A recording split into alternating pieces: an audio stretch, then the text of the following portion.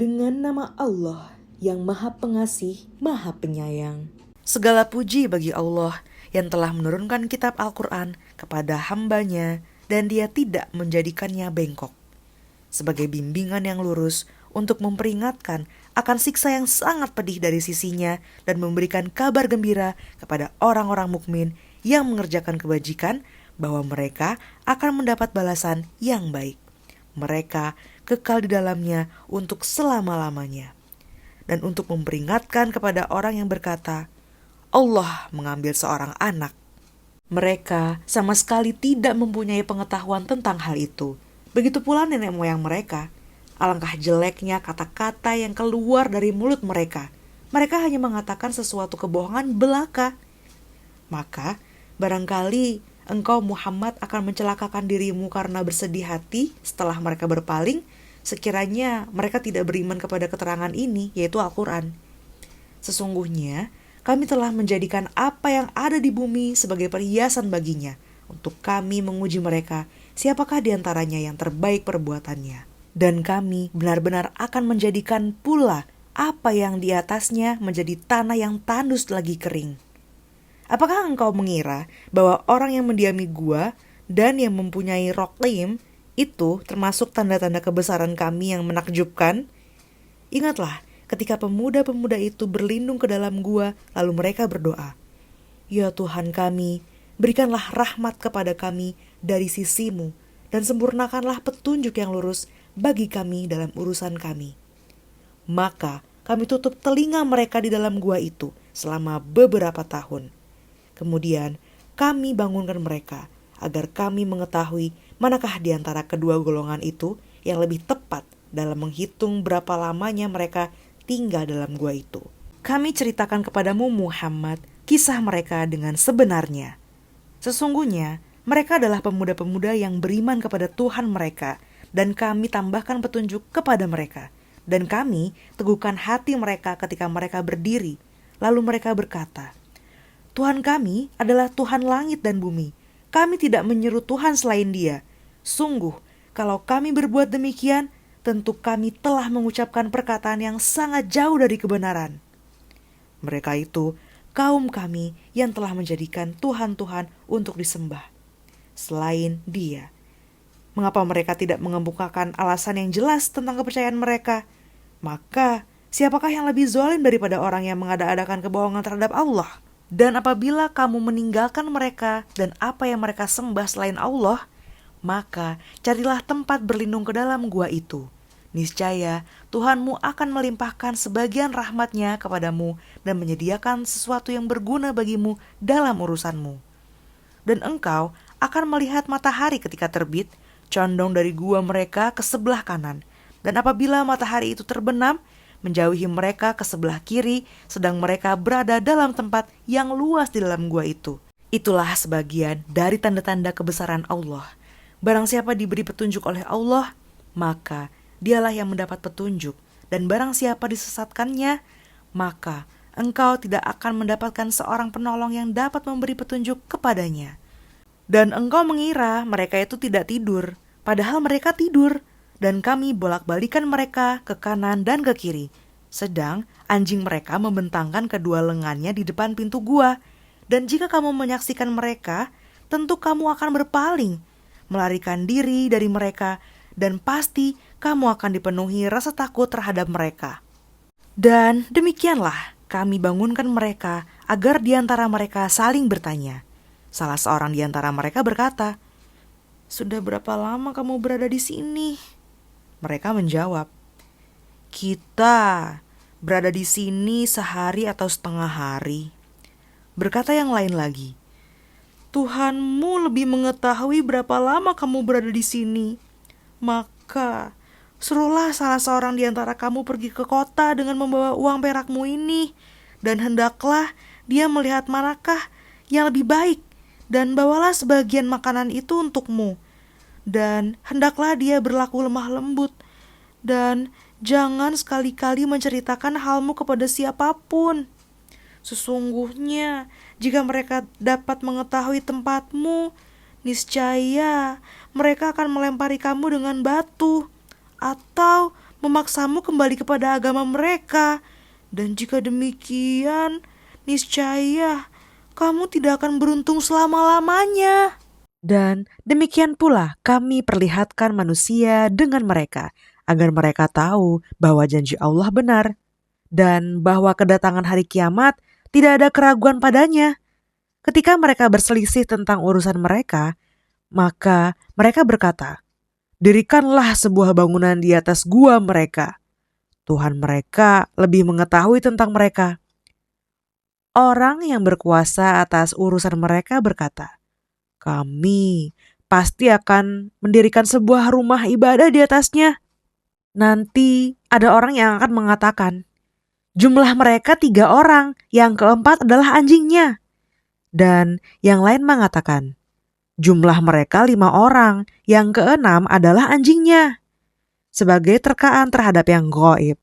Dan yang lain lagi mengatakan, "Jumlah mereka 7 orang, yang kedelapan adalah anjingnya."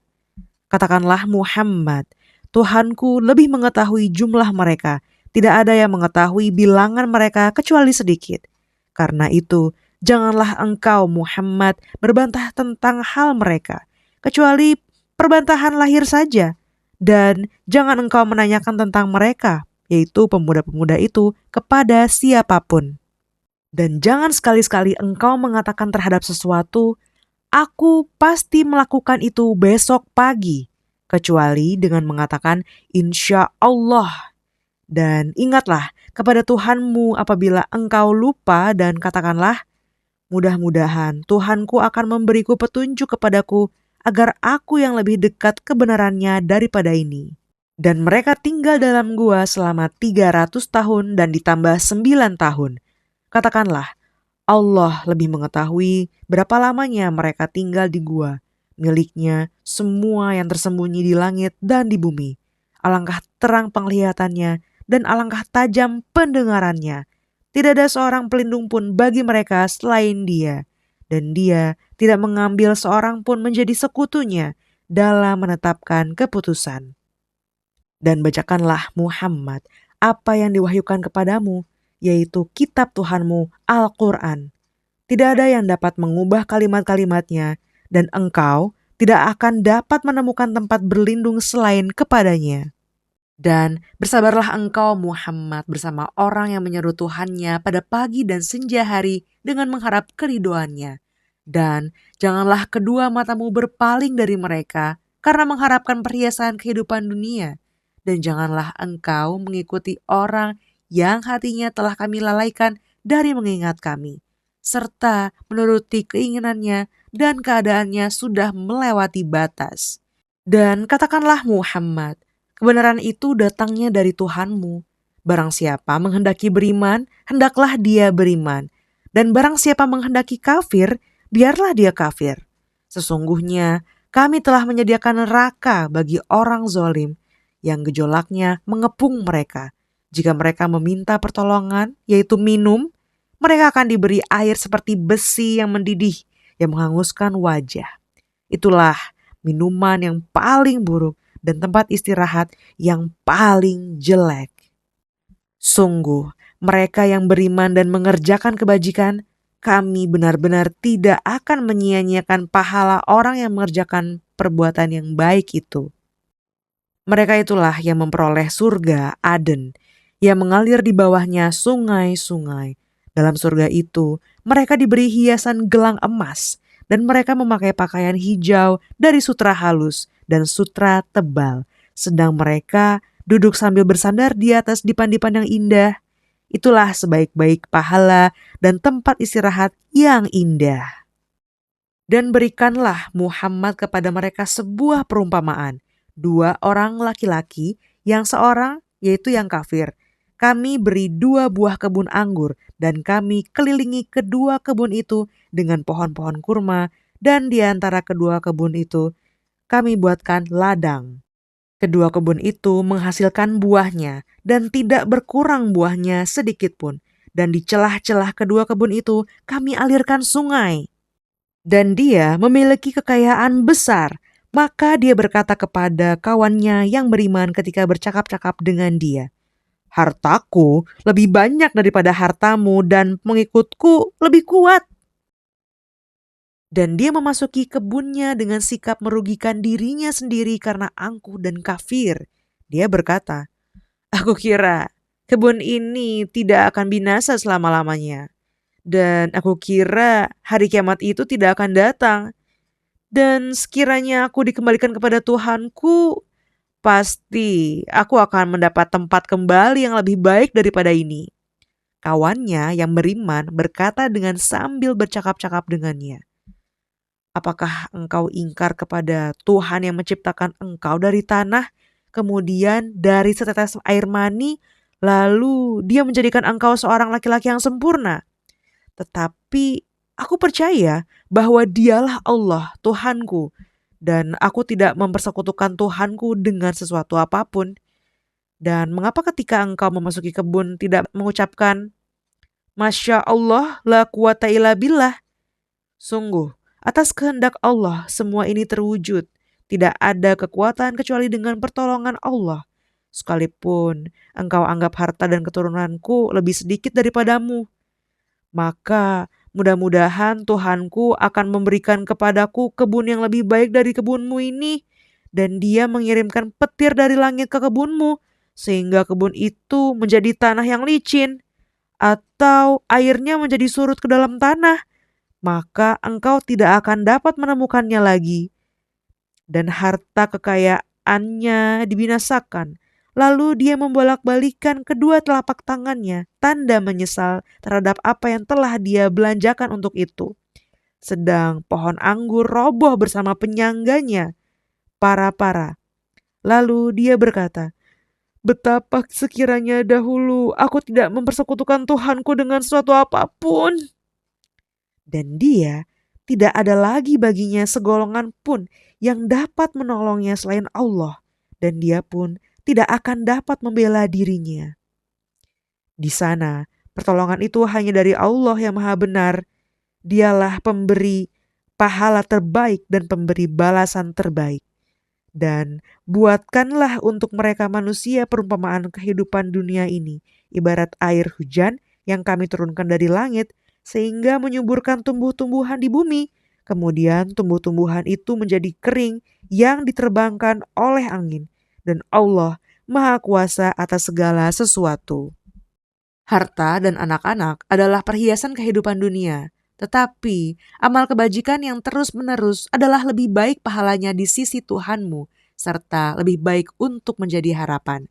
Dan ingatlah pada hari ketika kami perjalankan gunung-gunung, dan engkau akan melihat bumi itu rata, dan kami kumpulkan mereka seluruh manusia, dan tidak kami tinggalkan seorang pun dari mereka. Dan mereka akan dibawa ke hadapan Tuhanmu dengan berbaris. Allah berfirman, "Sesungguhnya kamu datang kepada kami, sebagaimana kami menciptakan kamu pada pertama kali.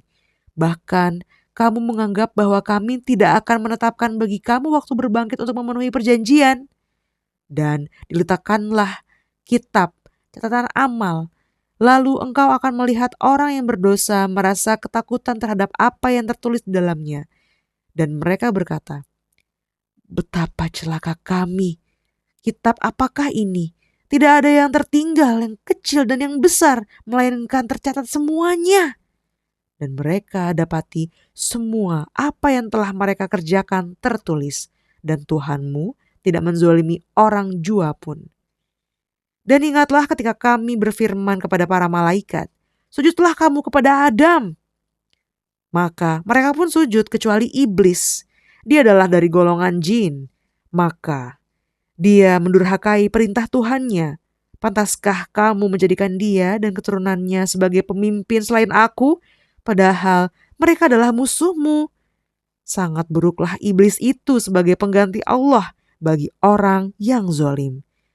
Aku tidak menghadirkan mereka, yaitu iblis dan anak cucunya, untuk menyaksikan penciptaan langit dan bumi, dan tidak pula penciptaan diri mereka sendiri.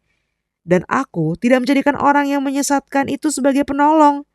Dan ingatlah pada hari ketika dia berfirman, "Panggillah olehmu sekutu-sekutuku yang kamu anggap itu." Mereka lalu memanggilnya, Tetapi mereka sekutu-sekutu itu tidak membalas seruan mereka, dan kami adakan untuk mereka tempat kebinasaan, yaitu neraka. Dan orang yang berdosa melihat neraka, lalu mereka menduga bahwa mereka akan jatuh ke dalamnya, dan mereka tidak menemukan tempat berpaling darinya. Dan sesungguhnya kami telah menjelaskan berulang-ulang kepada manusia dalam Al-Quran ini dengan bermacam-macam perumpamaan. Tetapi manusia adalah memang yang paling banyak membantah. Dan tidak ada sesuatu pun yang menghalangi manusia untuk beriman ketika petunjuk telah datang kepada mereka dan memohon ampunan kepada Tuhannya, kecuali keinginan menanti datangnya hukum Allah yang telah berlaku pada umat yang terdahulu, atau datangnya azab atas mereka dengan nyata. Dan kami tidak mengutus rasul-rasul melainkan sebagai pembawa kabar gembira dan pemberi peringatan. Tetapi orang yang kafir membantah dengan cara yang batil agar dengan demikian mereka dapat melenyapkan yang hak atau kebenaran. Dan mereka menjadikan ayat-ayatku dan apa yang diperingatkan terhadap mereka sebagai olok-olokan. Dan siapakah yang lebih zalim daripada orang yang telah diperingatkan dengan ayat-ayat Tuhannya, lalu dia berpaling darinya dan melupakan apa yang telah dikerjakan oleh kedua tangannya? Sungguh, kami telah menjadikan hati mereka tertutup, sehingga mereka tidak memahaminya, dan kami letakkan pula sumbatan di telinga mereka. Kendati pun engkau Muhammad menyeru mereka kepada petunjuk, niscaya mereka tidak akan mendapat petunjuk untuk selama-lamanya. Dan Tuhanmu, Maha Pengampun, memiliki kasih sayang. Jika Dia hendak menyiksa mereka karena perbuatan mereka, tentu Dia akan menyegerakan siksa bagi mereka. Tetapi bagi mereka ada waktu tertentu untuk mendapat siksa yang mereka tidak akan menemukan tempat berlindung darinya. Dan penduduk negeri itu telah kami binasakan ketika mereka berbuat zalim, dan telah kami tetapkan waktu tertentu bagi kebinasaan mereka. Dan ingatlah ketika Musa berkata kepada pembantunya, "Aku tidak akan berhenti berjalan sebelum sampai ke pertemuan dua laut, atau aku akan berjalan terus sampai bertahun-tahun." Maka ketika mereka sampai ke pertemuan dua laut itu, mereka lupa ikannya. Lalu ikan itu melompat mengambil jalannya ke laut itu. Maka ketika mereka telah melewati tempat itu, Musa berkata kepada pembantunya, "Bawalah kemari makanan kita. Sungguh kita telah merasa letih karena perjalanan kita ini." Dia, pembantunya, menjawab, "Tahukah engkau ketika kita mencari tempat berlindung di batu tadi? Maka aku lupa menceritakan tentang ikan itu, dan tidak ada yang membuat aku lupa untuk mengingatnya kecuali setan. Dan ikan itu mengambil jalannya ke laut dengan cara yang aneh sekali." Dia, Musa berkata, "Itulah tempat yang kita cari." Lalu keduanya kembali mengikuti jejak mereka semula. Lalu mereka berdua bertemu dengan seorang hamba di antara hamba-hamba kami yang telah kami berikan rahmat kepadanya dari sisi kami, dan yang telah kami ajarkan ilmu kepadanya dari sisi kami. Musa berkata kepadanya, "Bolehkah aku mengikutimu agar engkau mengajarkan kepadaku ilmu yang benar yang telah diajarkan kepadamu untuk menjadi petunjuk?" Dia menjawab, "Sungguh, engkau tidak akan sanggup sabar bersamaku. Dan bagaimana engkau akan dapat bersabar atas sesuatu, sedang engkau belum mempunyai pengetahuan yang cukup tentang hal itu?" Dia, Musa berkata, "Insya Allah akan engkau dapati aku orang yang sabar, dan aku tidak akan menentangmu dalam urusan apapun." Dia berkata, "Jika engkau mengikutiku, maka janganlah engkau menanyakan kepadaku tentang sesuatu apapun sampai aku menerangkannya kepadamu." Maka berjalanlah keduanya hingga ketika keduanya menaiki perahu, lalu dia melubanginya. Dia, Musa berkata, "Mengapa engkau melubangi perahu itu? Apakah untuk menenggelamkan penumpangnya? Sungguh, engkau telah berbuat sesuatu kesalahan yang besar." Dia berkata, "Bukankah sudah kukatakan bahwa engkau tidak akan mampu sabar bersamaku?" Dia, Musa berkata, Janganlah engkau menghukum aku karena kelupaanku, dan janganlah engkau membebani aku dengan sesuatu kesulitan dalam urusanku. Maka berjalanlah keduanya hingga ketika keduanya berjumpa dengan seorang anak muda. Maka dia membunuhnya. Dia, Musa berkata, "Mengapa engkau bunuh jiwa yang bersih, bukan karena dia membunuh orang lain? Sungguh, engkau telah melakukan sesuatu yang sangat mungkar."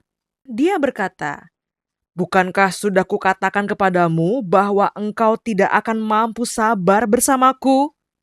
Dia, Musa berkata, "Jika aku bertanya kepadamu tentang sesuatu setelah ini, maka jangan lagi engkau memperbolehkan aku menyertaimu.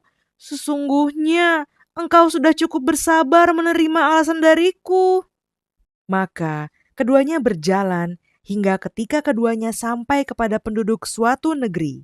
Mereka berdua meminta dijamu oleh penduduknya, tetapi mereka, penduduk negeri itu, tidak mau menjamu mereka.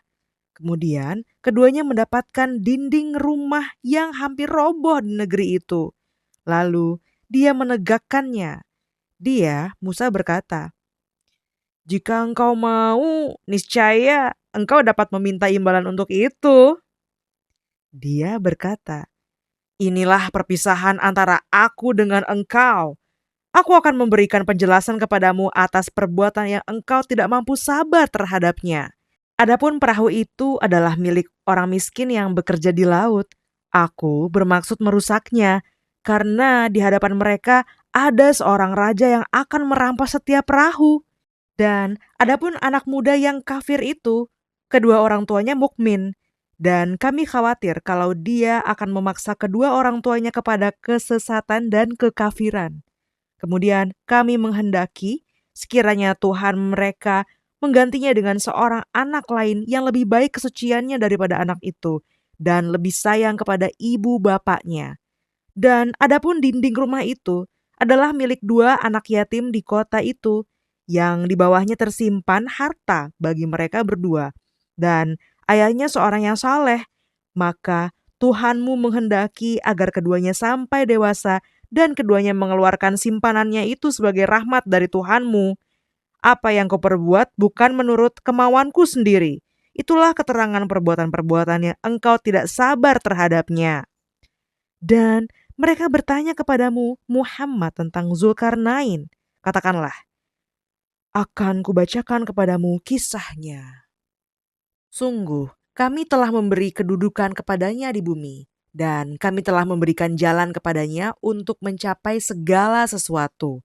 Maka dia pun menempuh suatu jalan, hingga ketika dia telah sampai di tempat matahari terbenam, dia melihatnya, yaitu melihat matahari terbenam di dalam laut yang berlumpur hitam. Dan di sana ditemukan sesuatu kaum tidak beragama. Kami berfirman, "Wahai Zulkarnain, engkau boleh menghukum atau berbuat kebaikan atau mengajak beriman kepada mereka." Dia, Zulkarnain, berkata, "Barang siapa berbuat zalim, kami akan menghukumnya. Lalu dia akan dikembalikan kepada Tuhannya. Kemudian Tuhan mengazabnya dengan azab yang sangat keras. Adapun orang yang beriman dan mengerjakan kebajikan, maka dia mendapat pahala yang terbaik sebagai balasan, dan akan kami sampaikan kepadanya perintah kami yang mudah-mudah." Kemudian dia menempuh suatu jalan yang lain, hingga ketika dia sampai di tempat terbit matahari, yaitu sebelah timur. Didapatinya matahari bersinar di atas suatu kaum yang tidak kami buatkan suatu pelindung bagi mereka dari cahaya matahari itu. Demikianlah, dan sesungguhnya kami mengetahui segala sesuatu yang ada padanya, yaitu pada Zulkarnain. Kemudian dia menempuh suatu jalan yang lain lagi, hingga ketika dia sampai di antara dua gunung, didapatinya di belakang kedua gunung itu suatu kaum yang hampir tidak memahami pembicaraan. Mereka berkata, "Wahai Zulkarnain, sungguh Yakjuj dan Makjuj itu makhluk yang berbuat kerusakan di bumi. Maka bolehkah kami membayarmu imbalan agar engkau membuatkan dinding penghalang antara kami dan mereka?" Dia, Zulkarnain, berkata, "Apa yang telah dianugerahkan Tuhan kepadaku lebih baik daripada imbalanmu. Maka bantulah aku dengan kekuatan, agar aku membuatkan dinding penghalang antara kamu dan mereka. Berilah aku potongan-potongan besi, hingga ketika potongan besi itu telah terpasang sama rata dengan kedua puncak gunung itu, dia, Zulkarnain, berkata, "Tiuplah api itu." Ketika besi itu sudah menjadi merah seperti api, dia pun berkata, "Berilah aku tembaga yang mendidih, agar kutuangkan ke atasnya besi panas itu." Maka mereka, Yakjuj dan Makjuj, tidak dapat mendakinya dan tidak dapat pula melubanginya.